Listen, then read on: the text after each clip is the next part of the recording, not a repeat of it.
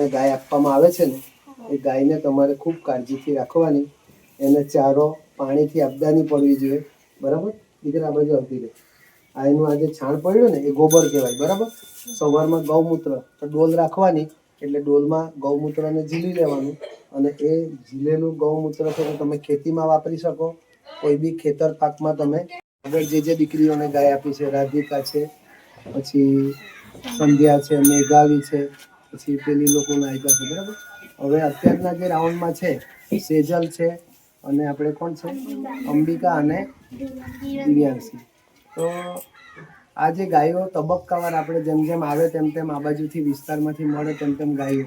હવે અત્યારે છે ને અહીંયા વરસાદ જતો રહ્યો, લીલું ઘાસ મળવાનું બંધ થયું. બરાબર એટલે ગાયો સૂકું ઘાસ ખાઈને થોડી ડુબલી પાતળી હોય, પણ તમારે ત્યાં મહેનત ચાકરી કરો એટલે બરાબર બનશે. બીજું એનું જે ગોબર છે એ ભેગું કરવાનું.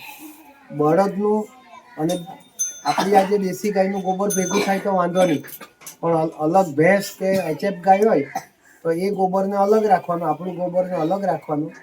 એના પર હું અહીંયાથી બેક્ટેરિયા આપીશ તે ખાતરમાં રેડવાનું. એટલે આપણે આ ઉકરડાનો ઢગલો હોય ને એના પર તમે રેડશો ને એટલે ખાતર બનશે.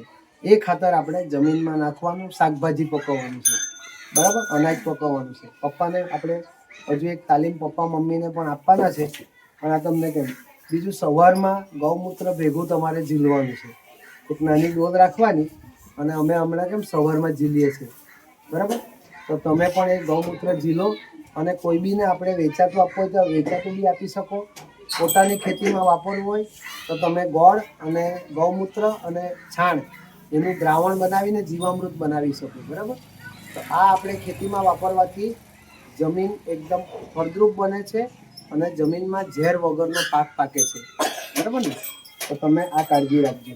બરાબર ગાયની સેવા કરશો ને, ચાકરી કરશો ને.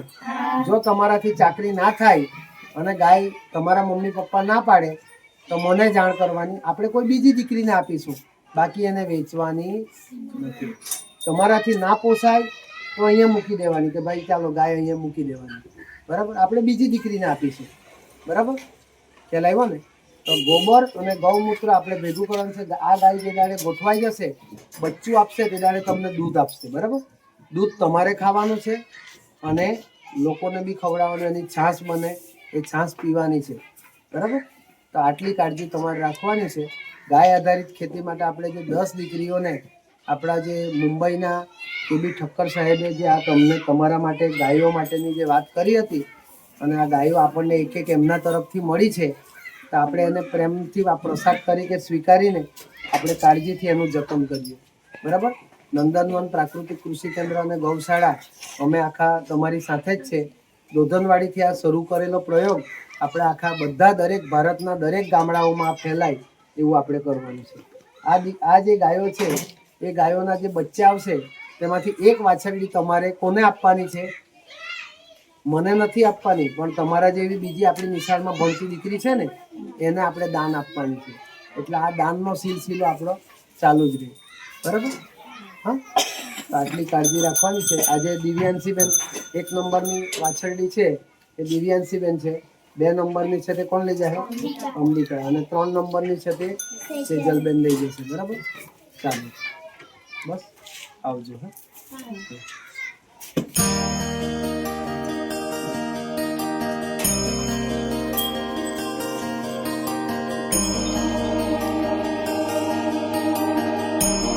ખવડાવું કોઈ કહેવાયેલું હોય તો ખાશે. કોઈને ગોળ નહીં મળ્યો અત્યાર સુધી એટલે